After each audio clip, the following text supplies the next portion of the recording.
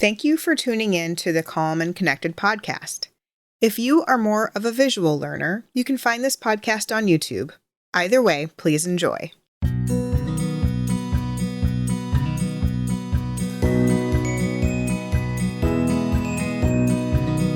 Hello, and welcome back to the Calm and Connected podcast. I'm your host, Janine Halloran, and I wanted to talk today about some ways that we can continue to recharge ourselves. So a year and a half ago would not have imagined that we would still be here. I didn't know what was going to happen. And I know that a lot of those of us in the helping profession, those of us who are raising children, those of us who are working with children are feeling really burnt. So I wanted to take some time to really think through some strategies that can help us all as we are going through the next phase of this pandemic and trying to figure out ways that we can continue to recharge and re-energize ourselves, because life this way is really challenging.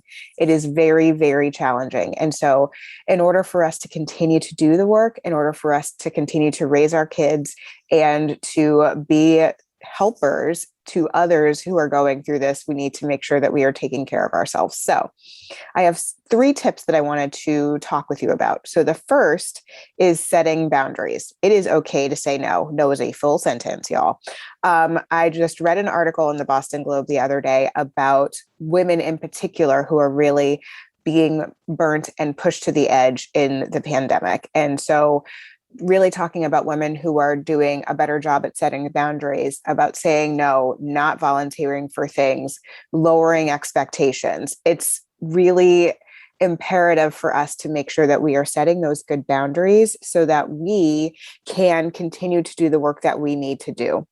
My new mantra for the last, I think, year has been, you can do anything, but not everything. So you may know I took a really long break from the podcast because I just knew I couldn't do it all. I couldn't be there for my kids and help them with their remote schooling and do the other things that I needed to do to keep my business running and see my clients and keep doing the podcast. So something had to give. And the podcast was one of those things that really had to be put on the back burner. I'm glad to be back and glad to be sharing, but I recognize that I need to do it in a way that's going to still work with my family and work with my schedule and work for me and working when I'm working with my clients as well. So I've also been doing this just in terms of my own work schedule. So I set work hours over the summer.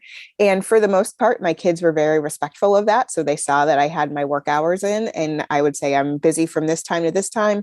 We can't talk right then, but I can help you out and do whatever you need me to do after that or before that. So that was really helpful to actually just physically set boundaries, like I'm shutting the door, please don't come in. And that actually was really helpful. I've also been saying no to opportunities for speaking because I just don't have the bandwidth for that.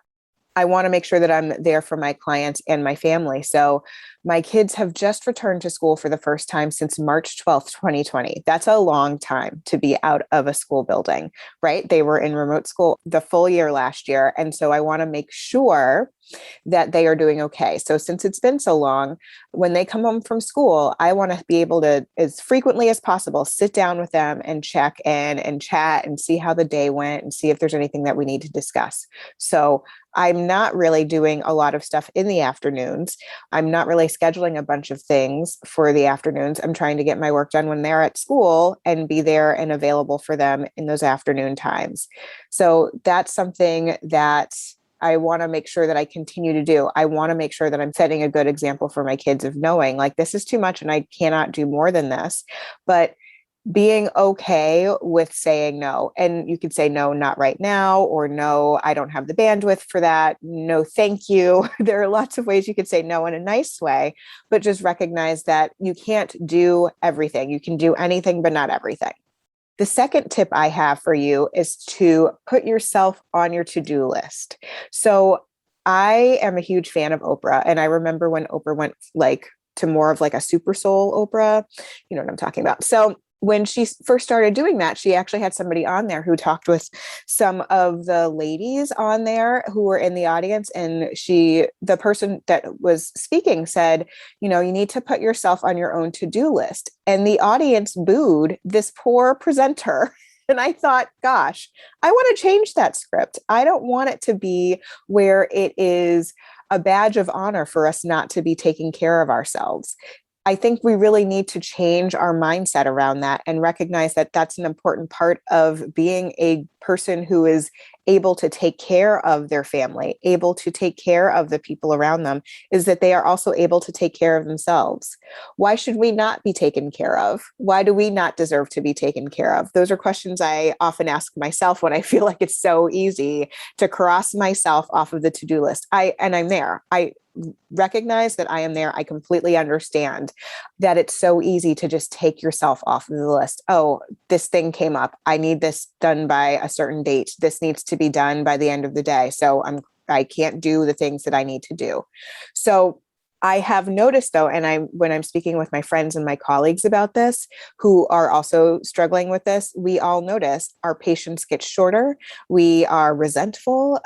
We can get frustrated more easily when we have to take ourselves or feel like we have to take ourselves off of that to-do list. So I think it's better in the long run if we make sure that we are also doing the care giving for ourselves that we give to other people. We need to do that. And I'm not saying we need to go to a spa day for like a full day, because I don't have time for that.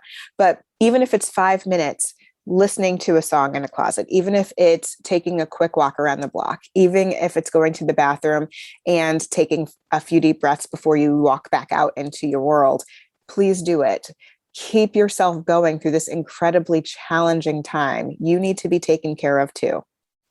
And then the third tip that I have for you is to find your own coping skills. So I do a lot of talking about helping kids learn their coping skills, but it's also helpful if we as adults are modeling those coping skills for our students and our children.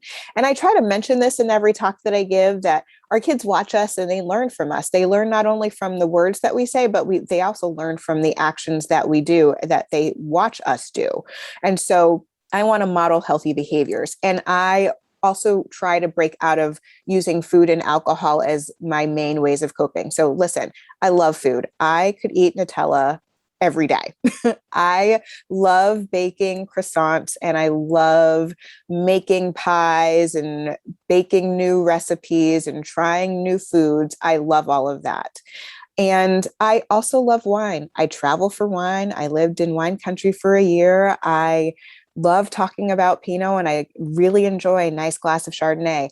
But I also want to show my kids that there are more things that I do outside of food and wine that will help nourish myself and take care of me in a way that is healthy. And so I have lots of different things that I do to cope with challenging days and with big emotions. I actually play video games with my kids. Some of you know that.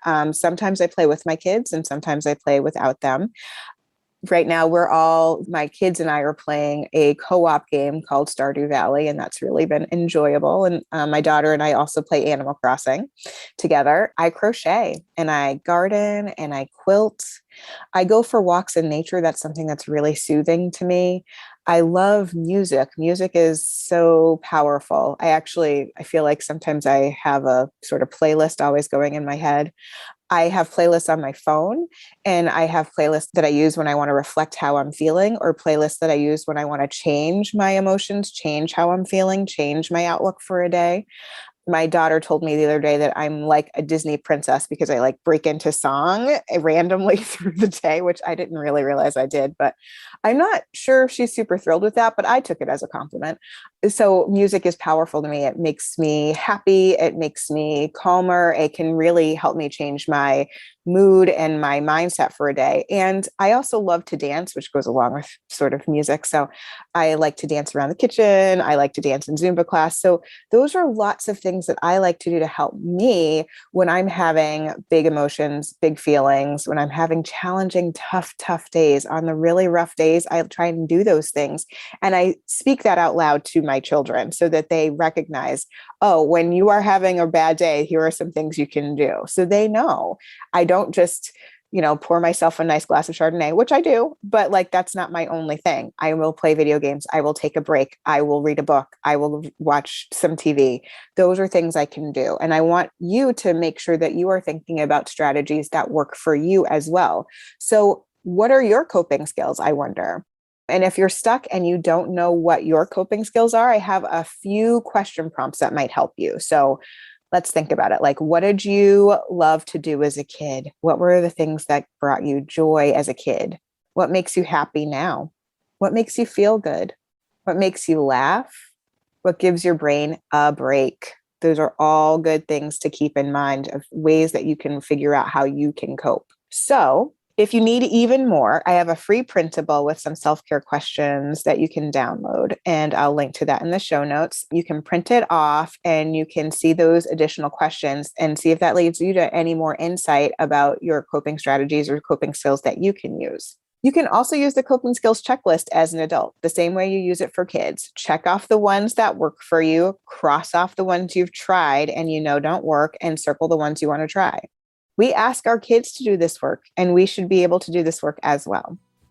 I hope you have been inspired by this podcast to take care of yourself, put yourself on your own to-do list, and recharge and re-energize your batteries so that you will be able to walk out into the world and do the good work that you are doing. If you like this podcast, please feel free to share it with your friends and colleagues, and take a moment to rate and review wherever you listen. And one more thing, don't forget about yourself. Take a few minutes, have a little fun, and have an awesome day.